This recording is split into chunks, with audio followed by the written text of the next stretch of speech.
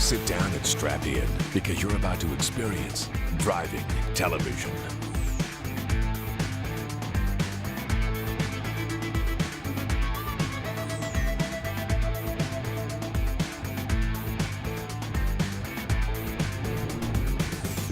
Welcome to Driving Television. I'm Lacey Elliott. And I'm Zach Spencer. On today's show, we're going to have some fun with a hot hatch. We're driving the Ford Focus RS, and we'll tell you all about it and more coming up on Driving Television. This is Driving Television with your hosts, Zach Spencer and Lacey Elliott. Also on today's show, Subaru is hoping the updated Impreza will impress, but have they gone far enough? Closed captioning for this program is brought to you by Nissan. Innovation for all.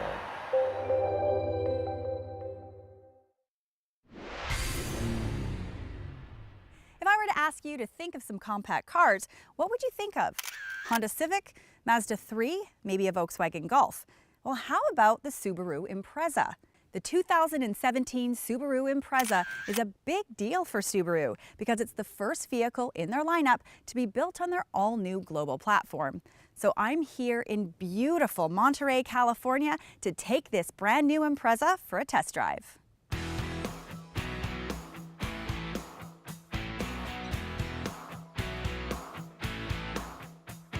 The new design has Subaru's signature hexagonal grille and Hawkeye headlamps up front. They look super sporty. Its longer and wider stance give a lot more room when sitting in the back seat. Passengers have more than enough legroom and heaps of headspace.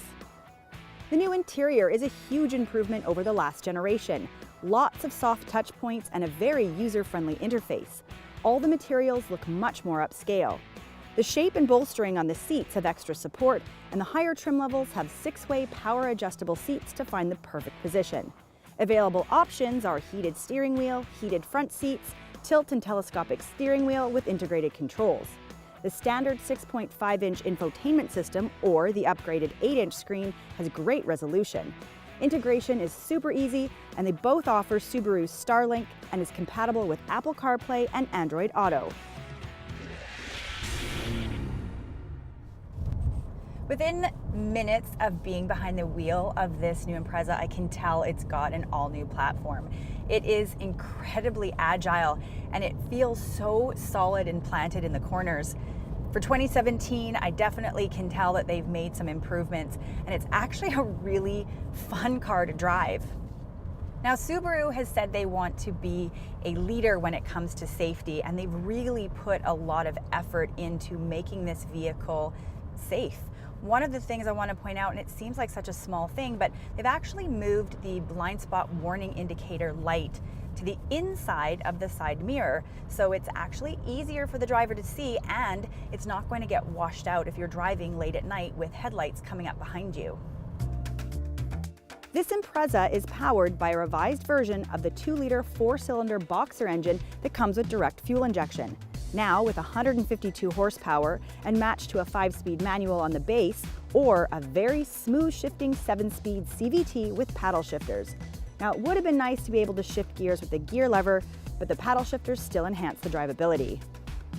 If safety is top of mind, the available EyeSight system features automatic high beams, pre-collision braking, lane departure warning, and reverse automatic braking.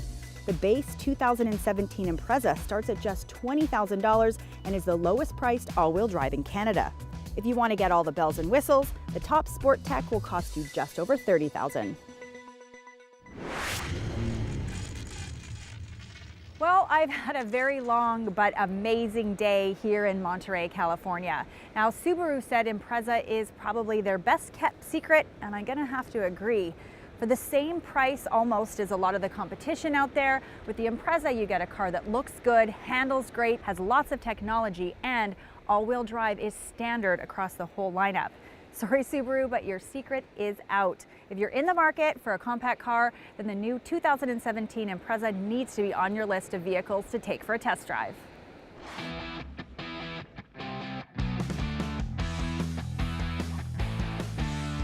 Looking for a new vehicle? Check out all the models at our new website, drivingtelevision.com.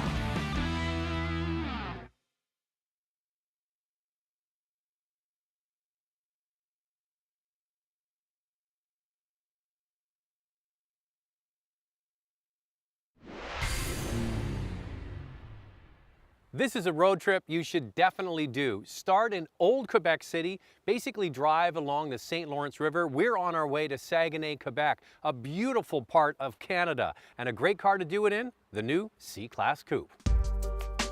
The Mercedes-Benz C-Class, whether it's the sedan, the convertible, or the coupe, all have a very upscale and sophisticated look. They look like a smaller version of the S-Class coupe convertible or sedan. This C-Class coupe has a fantastic looking diamond grille and lines that look good from every angle. We really took the design seriously with the coupe this time, so you can see that it is completely different than what we have in the C-Class sedan, and it follows the design language that we've seen in a number of our new coupes, like the S-Class coupe, and even like the GLE coupe, which we launched last year. So you can see the design language on the rear of the car, very exciting, very different than the sedan, and very beautiful. As sophisticated as the outside is, it really is the interior that is the showstopper. This coupe has a similar dash to the sedan. The jet-inspired air vents really dominate, as does the center screen that is activated by the center controller. So we have our command controller and our new touchpad. So that's, you know, the kind of the evolution of where things are going now. So we give customers the option, the rotary controller that we've had on our cars for a number of years, but then also now the Cobra, as we call it, that comes over top of that with the touchpad integrated. So it allows you to write with your finger if you want to dial in numbers, letters, things like that for navigation entry, radio stations, etc. Well, this part of Canada is a perfect place to drive a car like this because when you get outside of the major centers in Quebec, you have the most beautiful scenery, but you also have some very uneven roads. Quebec's notorious for cold winters, and the roads definitely suffer because of that. But the good test for this car is how easily it eats up all of the uneven surfaces. Now, the C-Class Coupe is available with a regular suspension or an air suspension, and the car we have here has the air suspension, and it is doing a fantastic job. Now, the thing about the current C-Class sedan is it's gone from a contender to right near the top of my list when it comes to cars that I would actually choose if I was buying in this segment. And now you have the sexier, sleeker two-door version, which just looks fantastic, but it drives in the same manner. It's 50 kilos lighter than the previous model, but yet it's bigger in every way. Now, most people are going to buy this car. It's the C300. It has a 2-liter 4-cylinder turbocharged engine with 241 horsepower. And I would describe the power as adequate. It's not breakneck. Don't worry. Mercedes will sell you the more powerful C43 with the turbo 6-cylinder, and then there's going to be the C63 with the V8, which has tons of power, but this will be the one that most people will buy. So it's wonderful to have an option like this, and it certainly looks good, and it feels great. A great touring car on a long road trip like this. No matter how sporty of a car we make, we want to make sure that we're the safest vehicle on the road, no matter the segment. We're featuring a lot of the newer technologies that are trickling down from some of our other launches in recent years. Things like the crosswind stabilization, things like pre-safe, blind spot monitoring, and collision prevention assist plus, which uses the radar array in the front grille of the car to monitor the traffic situation in front and always be watching if a collision is possible, and to warn the driver, and if the driver doesn't take action, then to actually autonomously brake.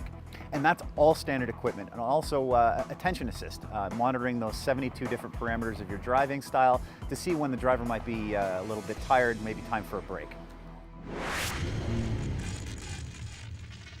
Well, our 2-day, roughly 1,000-kilometer journey ends right here in Saguenay at the airport. And it has been a pleasure driving this new C-Class. And I tell you what, over Quebec's rather bumpy roads, seeing beautiful scenery, really come to appreciate just how poised and comfortable this new C-Class is. So we're starting out with the 241 horsepower version. Can't wait to drive the C43 and the C63 coming later this year.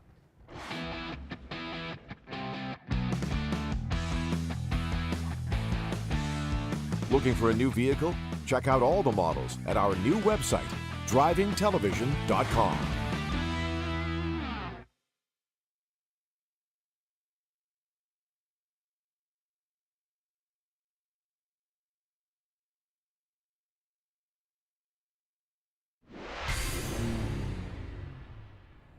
I'm super excited to be here today as a guest of Toyota to experience the Toyota Safety Sense.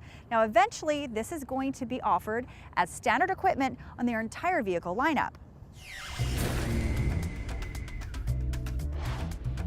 Toyota Safety Sense features a pre-collision warning system, dynamic radar cruise control, lane departure alert with steering assist, and automatic high beams. A cool part of our day was an opportunity to experience these safety features in virtual reality. Since customers can't always try these things in real life, it's a pretty amazing tool to get a better understanding of what these safety features are all about. After trying the virtual version, they took us outside to the track. Now, you always hope you don't have to use some of these features in an emergency, so it was nice to test it out in a controlled environment. The pre-collision warning system is exactly what it sounds like. If you're a distracted driver and not paying attention and something appears ahead of you, first of all, the system will give you an audio and visual warning before applying the brake. We really think about vehicle automation across the spectrum, and on one end you've got what I'd refer to as chauffeur mode, where you get in, the car drives itself around. Frankly, that type of fully autonomous driving is a long way in the future, and I think it applies to a certain set of driving experiences. It's not for everybody, it's not for every day. For everybody else, I think it's about driving your vehicle, having control over it, but having vehicle systems that extend your driving ability and provide an additional measure of safety. Technology is moving extraordinarily quickly. In fact, it's outpacing the ability of drivers to really stay abreast of that change. So we're reaching out both through our own network, through journalists, through our marketing efforts to make sure that people have the information that they need. And the chances are the very first time that you're going to encounter one of these cars is when you step up to a rental counter, when you go into a car sharing club, when you buy your new car after you've traded in your 10-year-old vehicle. There's a lot of information that has to be absorbed quickly by the consumer, and we want to make sure that they have it at their fingertips. Safety isn't always top priority for us when we're looking at purchasing a new vehicle. So it's good to know that companies like Toyota are thinking of us and putting technology like this on even their entry-level vehicles. Every once in a while, a car company comes out with a new car that's a real big deal.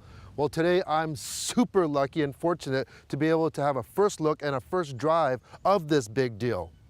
This is the new third generation CTS V, and with 640 horsepower, this is a big deal. In fact, this is the most powerful car Cadillac has ever produced in their entire history. We're here in Wisconsin. We're going to drive it to Road America to take it on the track. But before we do that, let's find out more about it.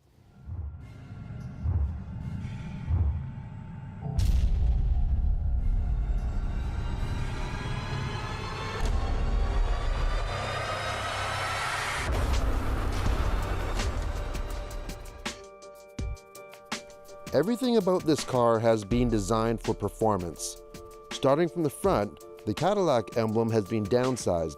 The mesh in the grille has been redesigned, and there are larger openings than the standard CTS. All this combined allows for more than 50% more airflow. Other openings are strategically placed for coolers and for brake vents.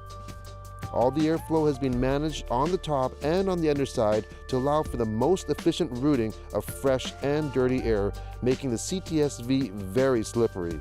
All CTS-Vs get carbon fiber hoods, but if you opt for the carbon fiber package, you get more exposed carbon fiber, a larger front lip and rear spoiler, as well as other carbon fiber goodies. By the way, all these ground effects aren't just for show, but they're completely functional. The V also gets special 19-inch alloys wrapped with sticky performance Michelins and quad-tip exhausts. Now, anyone will appreciate the interior of this new CTS. Starting off right in the center, you have a specific a CTS V gauge display. The fit and finish, the materials are definitely first rate and they look very modern. This one here has an Alcantara roof liner, looks really smart.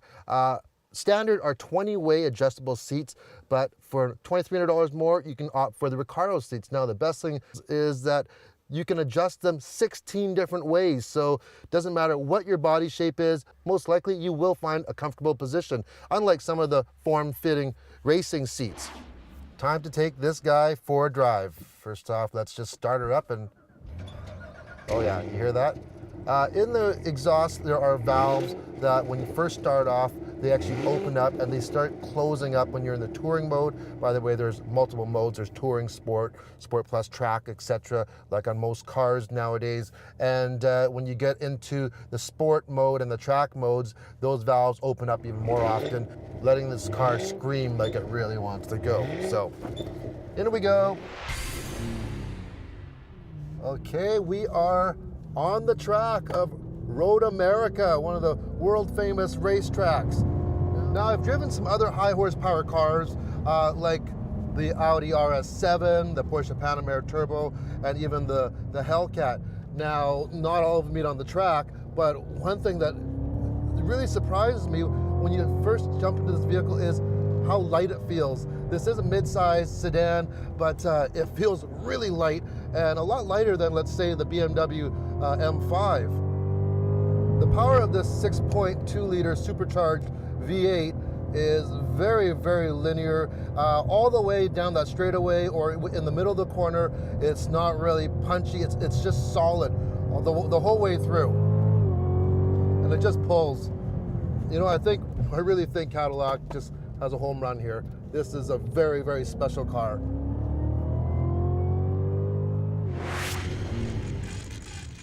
The CTS-V is slated to hit the dealership floors sometime in August, going for about $91,000 Canadian, and there's a couple options. First of all, the carbon fiber package, which gives you more downforce, and you have the Recaro seats. You got to think of this. It's a sports car, it's a family car, it's a business car. Pretty well the only thing it can't do is tow a boat.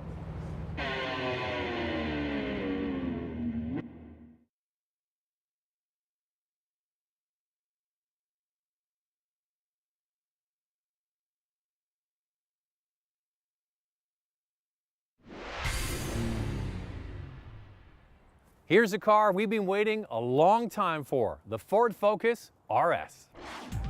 Ford in Europe has for decades produced special, high-performance versions of its small cars. And finally, Ford has decided to bring its top RS version of the Focus to Canada.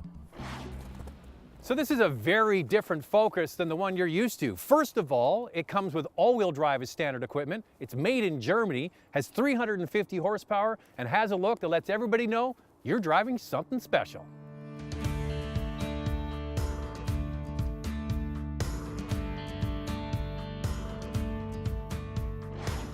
The front has been reworked with a big chin spoiler that clears driveway ramps no problem. Big air intakes, 19-inch wheels with Brembo brakes, the big rear spoiler, and a more aerodynamic lower diffuser around the back with dual exhaust tips. This blue is called Nitrous Blue. It's a $1,000 option. Now, speaking of money, let's get into it. This is not an inexpensive car. It starts at $48,000. That's before freight. And then when you add in the taxes, it's going to be well over $50,000. But one thing you need to calculate, this car comes with a separate set of wheels and winter tires as part of that 48 grand. Unfortunately, Ford didn't do too much to update the interior. It's the same as the regular Focus, except you get more standard features like push-button start, a heated steering wheel, and the top Sony stereo.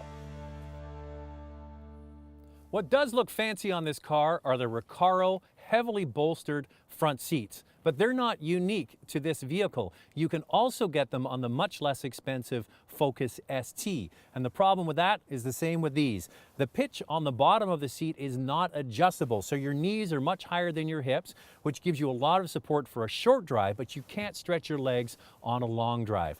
The other thing you'll notice is you get the latest Ford Sync 3 system that is much quicker and better than the old Sync system. What they've done is they've gone away from Microsoft and they've gone to BlackBerry's QNX system, which really is the industry standard and a big improvement. Well, first thing, this car is not available with an automatic. It's for people who know how to drive a stick, and the better you are at it, the more fun you'll have. Under the hood is a larger 2.3-liter EcoBoost engine over the 2-liter in the ST. It puts out 350 horsepower and 350 pound-feet of torque. But here's the thing, out of the pocket, it doesn't feel like 350 horsepower. It's when you get the car up on the turbos, that mid-range torque really is fantastic. Maximum torque, 350 pound-feet at 3,200 RPM. The real story here is the all-wheel drive system that can send up to 100% of the torque to the rear wheels, plus the standard torque vectoring that adds a touch of braking to the inside front wheel when turning. The thing that's really interesting about this car is it's got quite a choppy ride. It really feels heavily dampened, but you do get used to it after a while, and you start to crave the level of steering and grip you get with this car when you drive other cars. You want to change lanes, you just move the steering wheel a little bit. It's got a very close steering ratio, and the tires have an amazing amount of grip. I've had a load of fun driving this car, even with the winters on today. It's a lot of fun. I already mentioned that the all-wheel drive system is what makes this car unique, and you have different settings. Drive mode, you have regular, sport, track, and drift. Now drift is where it really sends quite a bit of the power to the rear wheels and allows this car to step out. Now today it's very icy here, and it's not my car and I'm not going to try it, but you can see on the track that you can really get this car to rotate around and have a load of fun with it. It actually makes it silly easy to do it.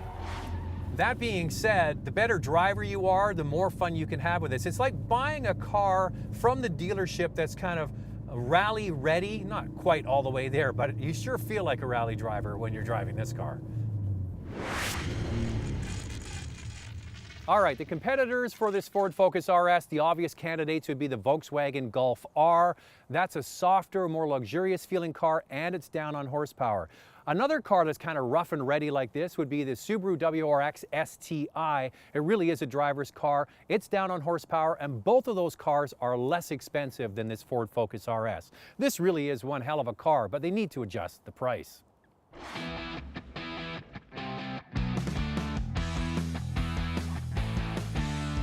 Looking for a new vehicle? Check out all the models at our new website, drivingtelevision.com.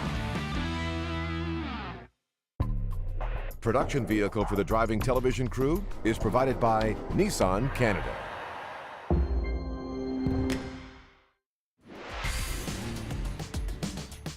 Well, that's it for today's show. We'll see you next time. Safe driving. Production vehicle supplied by Toyota Canada. Want more? Check out drivingtelevision.com for expanded reviews and more automotive stories.